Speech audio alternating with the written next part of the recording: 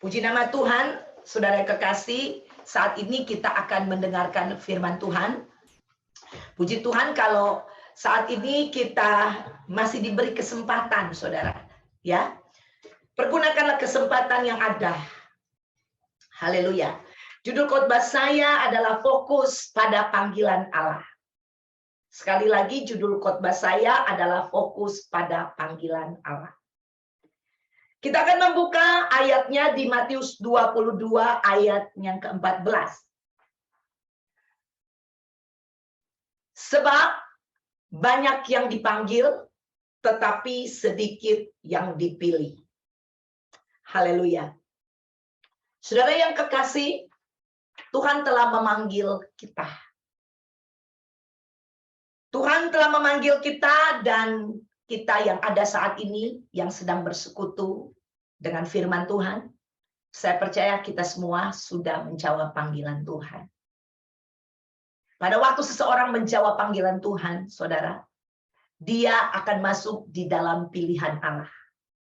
Orang-orang ini berhak, saudara, untuk menjadi umat pilihan Allah. Ada amin? Haleluya. Sekarang ini kita akan belajar bagaimana kita fokus di dalam panggilan Tuhan. Fokus dalam panggilan Allah ini adalah kehidupan orang percaya. Saudara yang kekasih, dalam bahasa Indonesia, kamus bahasa Indonesia, arti kata panggilan adalah himbauan, ajakan, dan undangan. Saudara, Tuhan telah menghimbau. Dia telah mengajak kita, dan dia telah memberi undangan kepada kita. Dan kita telah menjawab undangan itu. Saudara, sesungguhnya panggilan Tuhan itu ditujukan kepada seluruh umat manusia. Tetapi hanya orang yang mau menjawab yang akan terus masuk di dalam panggilan Allah dan mengerjakan panggilan itu sampai akhir kehidupannya. Ada 5 cara Tuhan memanggil umat manusia. Dan dari 5 cara ini, saudara, berkaitan satu dengan yang lain. Anda tidak mungkin menjalankan hanya 4 atau 3 dan mengabaikan yang 1 atau 2. Tetapi 5 ini berkaitan erat dan harus kita hidupi di dalam kehidupan kita. Tuhan bekerja dengan tujuan di dalam kehidupan manusia. Dan Tuhan mau supaya manusia dapat mengakhiri kehidupannya dengan benar, sesuai dengan panggilan kita masing-masing. Untuk itu, biar panggilan ini bisa kita bawa seumur hidup kita sampai di garis akhir. Paulus berkata, aku telah mencapai garis akhir. Amin. Untuk itu mari kita sama-sama, saudara, sebagai orang percaya, kita harus hidup dalam panggilan Tuhan ini. Kita harus fokus dalam panggilan Tuhan sampai kita mencapai garis akhir.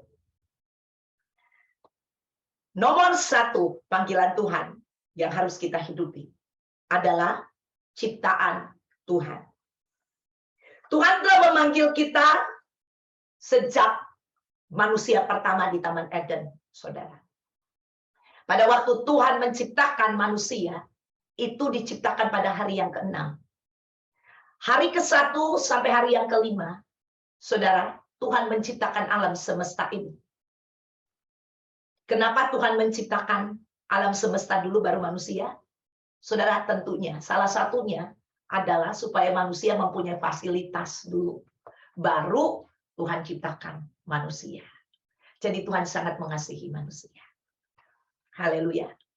Dan yang berikutnya, saudara, Tuhan menciptakan alam semesta ini sehingga manusia bisa mengenal Allah. Bisa melihat Allah dari ciptaannya Allah. Hari ini kita ada, saudara. Kita bisa menikmati bulan, bintang, matahari. Saudara, itu adalah ciptaan Allah. Manusia tidak bisa membuat itu.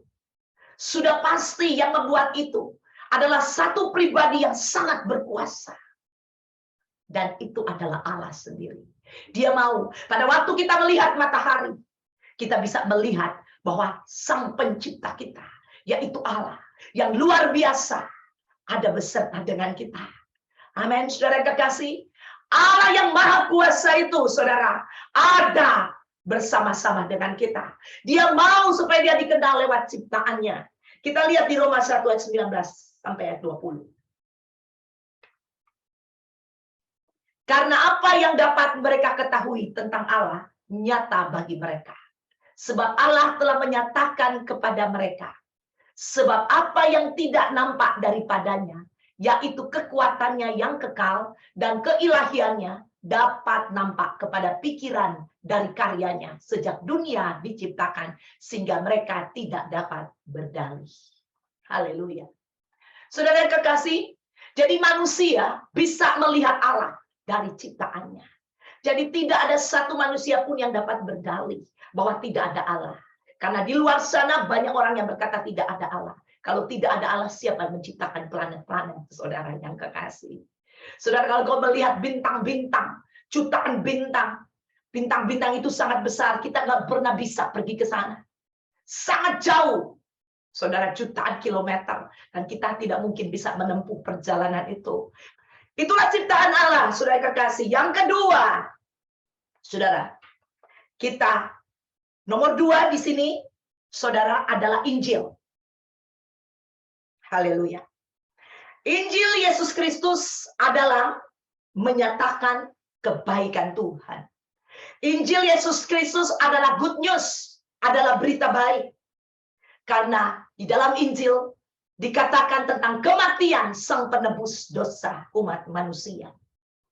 Dan tawaran penyelamatan ada di kitab Injil yang diberikan kepada manusia yang berdosa, supaya datang kepada Dia, menerima Dia, sehingga manusia bisa memperoleh kehidupan yang kekal.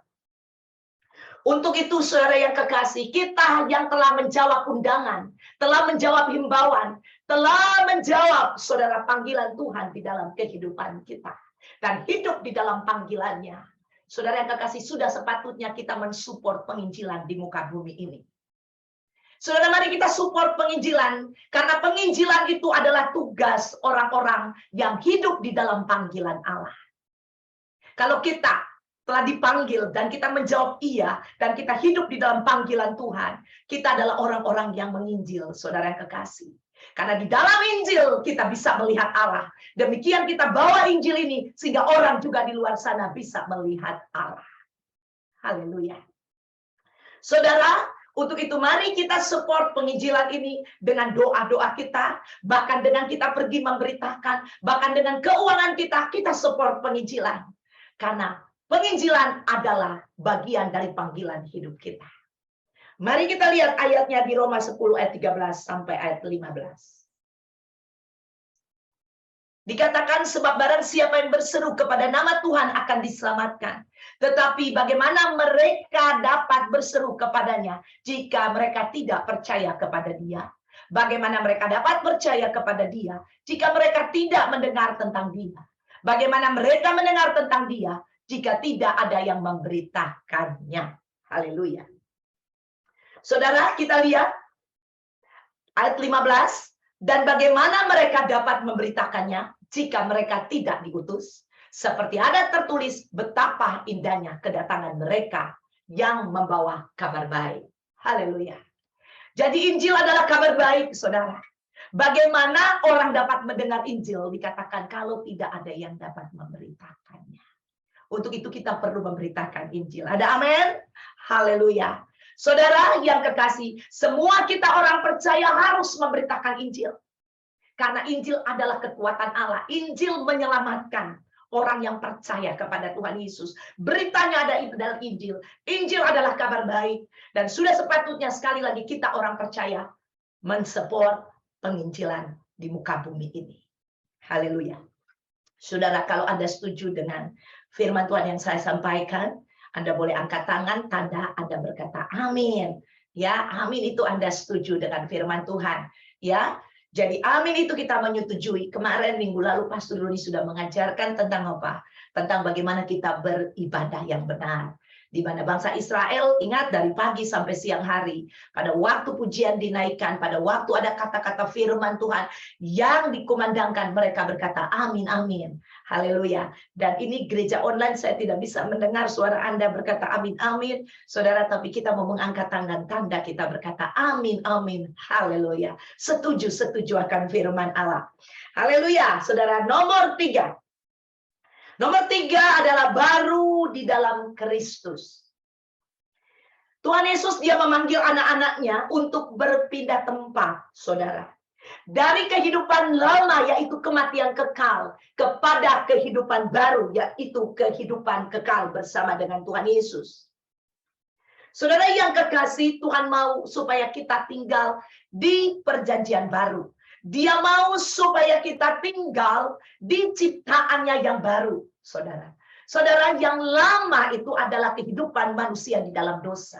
Tapi kehidupan baru manusia adalah kehidupan yang di dalam kebenaran. Saudara, hidup baru di dalam Tuhan adalah satu journey, yaitu kita hidup di dalam panggilan Allah.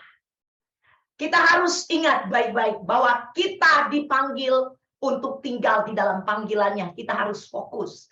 Kita harus fokus kepada kehidupan baru kita. Jangan lagi fokus kepada kehidupan lama. Rasul Paulus berkata, kehidupan lamanya dia anggap sampah karena pengenalannya akan Kristus Yesus Tuhan. Jadi kalau sampah jangan dibawa-bawa masuk di dalam rumah. Saudara, kalau sampah ya kita simpan di dalam rumah, saudara, bau dari sampah ini bisa terkontaminasi kepada tubuh kita. Bisa jadi satu penyakit yang tidak baik untuk tubuh ini, saudara yang kekasih. Saudara, tubuh kita ini adalah bait Allah, tempat roh Allah berdiam. Jangan simpan sampah di sana. Itu tidak baik, saudara. Di sini berdiam Roh Kudus. Allah yang kudus ada di dalam kita. Jangan ada sampah. Sampah itu adalah kehidupan lama kita, kehidupan daging kita. Untuk itu orang percaya tetap hidup di dalam kehidupan barunya, yaitu hidup di dalam Kristus. Amin. Dan Kristus di dalam kita. Haleluya. Kita akan buka firman Tuhannya. Silakan di 2 Korintus 5 ayat 17. Jadi siapa yang ada di dalam Kristus, ia adalah ciptaan baru. Yang lama sudah berlalu, sesungguhnya yang baru sudah datang. Haleluya. Jadi kita lihat di sini, saudara yang kekasih, Allah telah menerobos di dalam kehidupan kita. Dan membawa kita dari kehidupan lama kita, dia bawa dan pindahkan kita kepada kehidupan baru kita bersama-sama dengan Tuhan Yesus. Dikatakan yang lama sudah pergi, sudah berlalu, sudah tidak ada lagi, sudah tidak eksis. Habitat kita bukan lagi habitat di dalam dosa, tapi habitat di dalam Kristus Yesus Tuhan. Ini panggilan. Kita harus hidup di dalam panggilan Tuhan. Nomor 4, ketaatan. Allah memanggil kita untuk hidup dalam kekudusan. Saudara, ini panggilan Allah di dalam kehidupan kita. Saudara, tidak ada cerita lain di dalam kehidupan seseorang. Pada waktu dia dipanggil, dia harus hidup di dalam panggilannya, yaitu hidup kudus bersama-sama dengan Tuhan.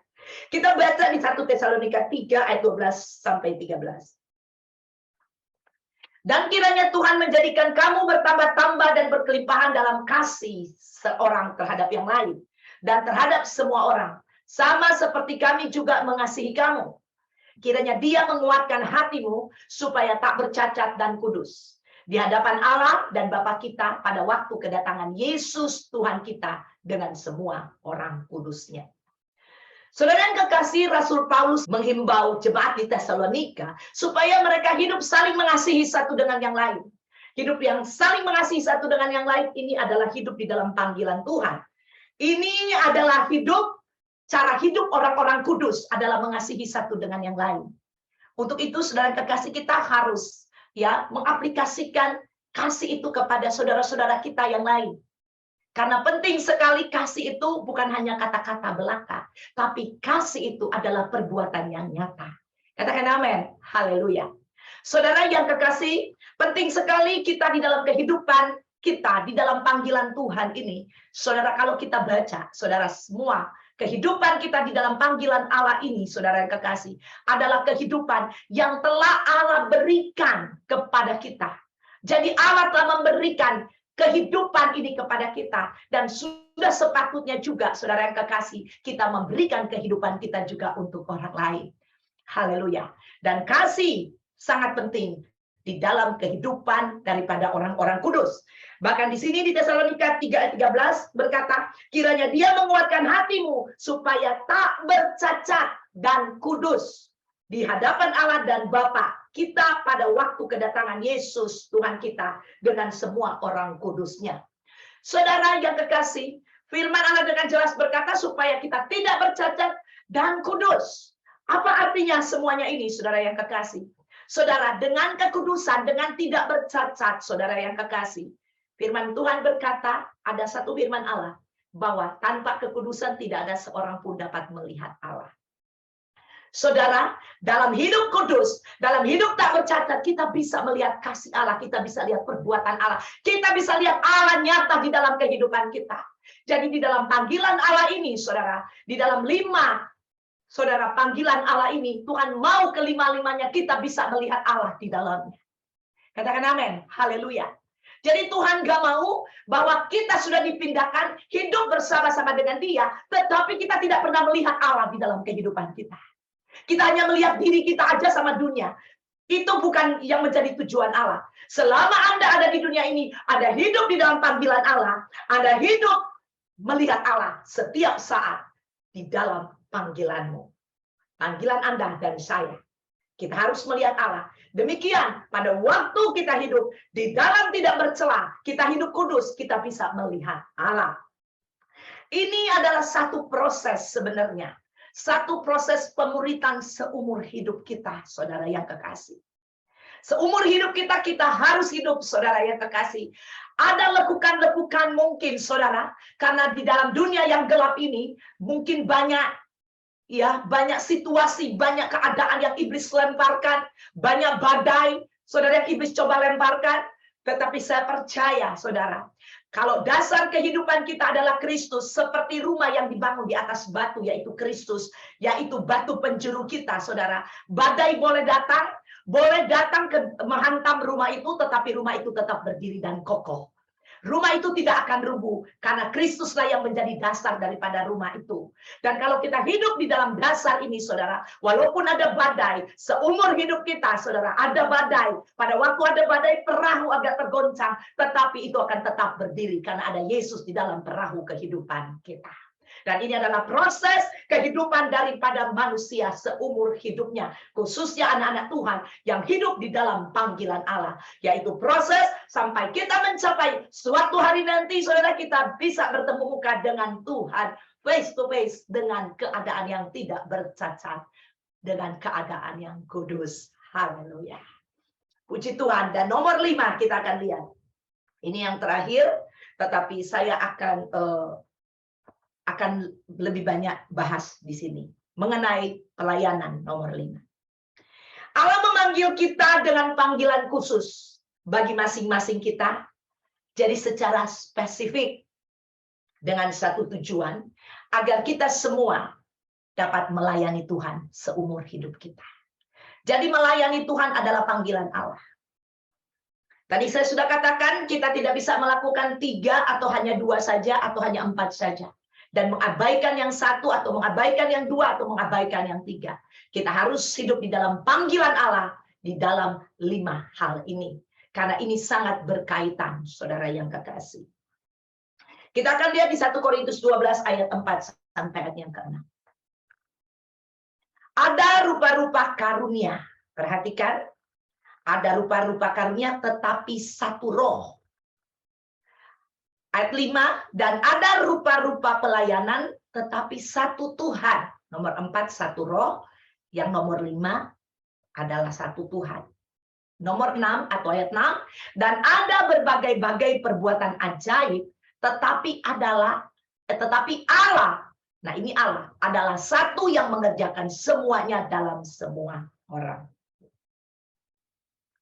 Saudara, bagaimana kita dapat menjalani panggilan pelayanan ini di dalam kehidupan kita? Kita telah lihat tadi di ayat-ayat yang di 1 Korintus 12 ayat 4 sampai 6. Actually kalau kita lihat di 1 Korintus 12 ini dari ayat 1 sampai ayat yang ke-11, Saudara, itu berbicara tentang karunia-karunia Roh Kudus. Nah, karunia-karunia Roh Kudus yang diberikan kepada kita sebagai umat Allah, gereja Tuhan. Dan di ayat 4 dikatakan ada rupa-rupa karunia tetapi satu roh. Saudara, ini berbicara tentang karunia. Karunia ini kalau bahasa aslinya, yaitu bahasa Yunani, itu dipakai kata karis, berasal dari kata karisma. Ini anugerah. Jadi ayat 4 ini dikatakan ada rupa-rupa karunia. Jadi dengan kata lain, ada rupa-rupa anugerah atau pemberian yang Allah mau berikan kepada manusia. Tapi dikatakan ini ada rupa-rupa karunia tetapi satu roh. Nah, ini karunia Roh Kudus. Artinya Allah Roh Kudus mau memproduksi atau mau memberikan karunia kepada kita. Saudara, ada 9 karunianya. Ya, ada 9 karunia. Nanti kita akan baca di ayat yang berikutnya, tapi nanti.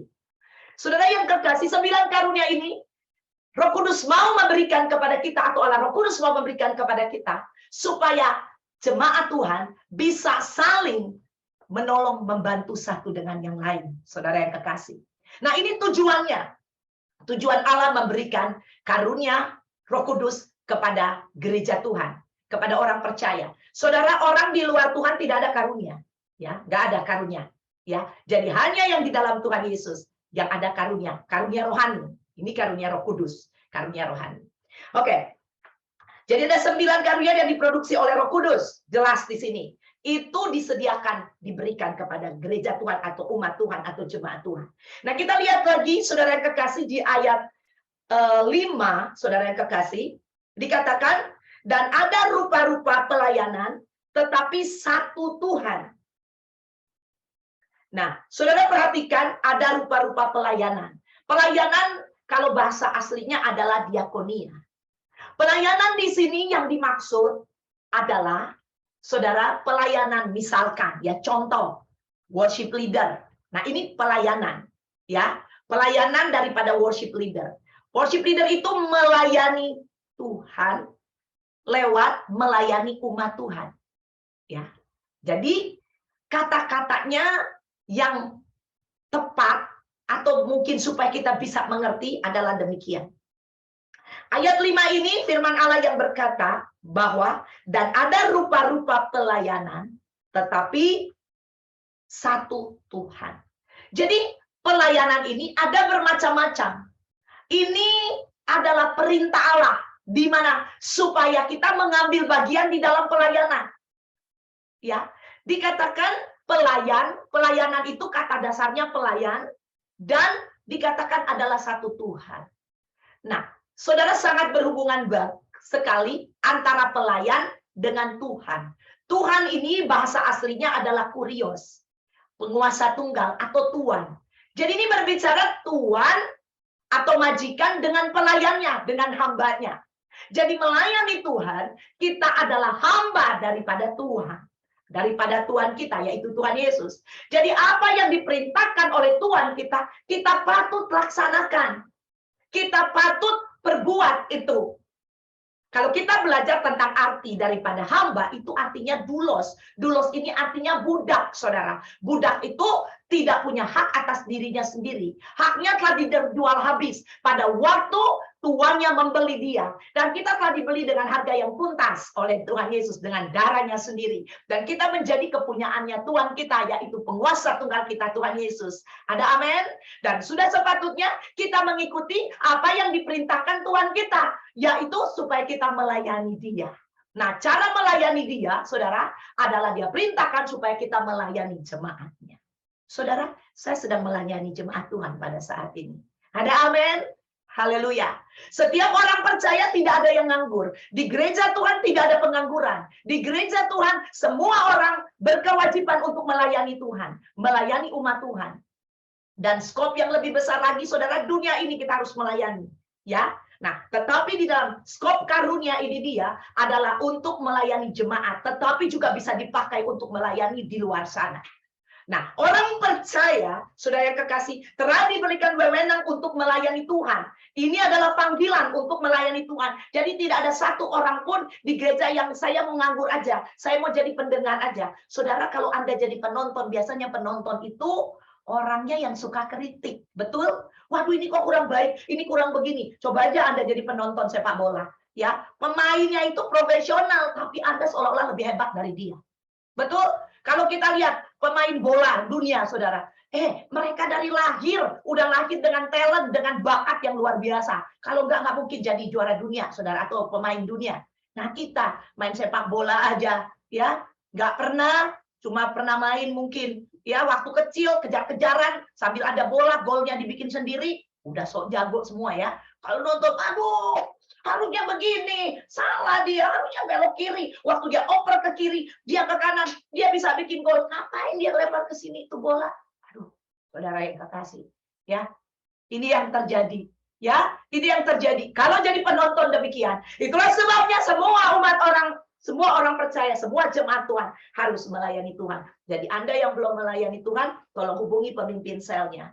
Kasih tahu ke pemimpin sel, saya mau melayani Tuhan. Saya siap untuk menjadi pemimpin sel. Saya siap untuk menjadi wakil pemimpin sel. Ada amin? Waduh, ada amin? Yang belum siap, semua harus melayani. Nggak bisa tidak. Haleluya. Nah, yang nomor berikutnya kita lihat, 6. Dan ada berbagai-bagai perbuatan ajaib, tetapi Allah adalah satu yang mengerjakan semuanya dalam semua orang. Ya, jadi di sini ada perbuatan ajaib yang dilakukan oleh Allah. Allah yang mengerjakannya. Nah, kita lihat urutannya tadi ya. Yang pertama ada karunia Roh Kudus, yaitu karunia dari Roh Kudus, yaitu anugerah, ya, yang berbagai-bagai karunia, ada 9 yang siap diberikan untuk orang percaya. Dan yang kedua adalah di mana orang percaya dikatakan harus apa tadi dikatakan melayani Tuhan. Benar? Harus melayani Tuhan. Nah, saudara, orang percaya tidak mungkin bisa melayani Tuhan tanpa karunia Roh Kudus ini. Jadi orang percaya akan dibekali karunia Roh Kudus ini untuk bisa melayani Tuhan. Ya. Nah, saudara, sesudah kita masuk dalam pelayanan, nah karunia Roh Kudus ini harus bisa terjadi di dalam pelayanan kita. Ya, misalnya karunia nanti, ada karunia kesembuhan, ada karunia mujizat, ada karunia apalagi, ada karunia iman, ada karunia nubuatan. Saudara, saya mau tanya, siapa yang memerlukan karunia mujizat? Saat ini boleh angkat tangan. Yang memerlukan karunia mujizat, nggak mau ada mujizat Tuhan terjadi dalam hidup kita? Hello? Oh, ya sudah, kalau nggak mau angkat tangan. Saudara yang kekasih, kita semua mau ada mujizat yang terjadi, betul? Karena di dalam kehidupan kita membutuhkan mujizat, saudara. Betul? Saudara, ada hal-hal yang kita perlu mujizat, yang kita nggak bisa lakukan. Betul, kita butuh Tuhan. Mujizat Tuhan terjadi. Dan ada karunia mujizat. Tuhan mau karunia-karunia ini, 9 karunia ini, benar-benar terjadi di dalam diri orang percaya, di dalam pelayanan. Sehingga pada waktu ada teman kita yang sakit, kita berdoa, Tuhan, aku minta karunia kesembuhan bekerja di dalam aku. Sehingga waktu aku menumpangkan tangan, orang itu bisa sembuh. Nah, ini di ayat 6, dikatakan ini hanyalah dikerjakan oleh Allah, perbuatan ajaib itu. Jadi 9 karunia ini adalah perbuatan yang dikerjakan oleh Allah, bukan dikerjakan oleh manusia. Ada amin? Jadi yang pertama ada 9 karunia, yang kedua kita harus masuk dalam pelayanan dan menggunakan karunia ini, dan yang nomor 3 Allah lah yang mengerjakan karunia-karunia itu di dalam pelayanan kita, di dalam kehidupan kita. Kira-kira jelas? Haleluya. Ayat yang terakhir kita akan baca, saudara yang kekasih.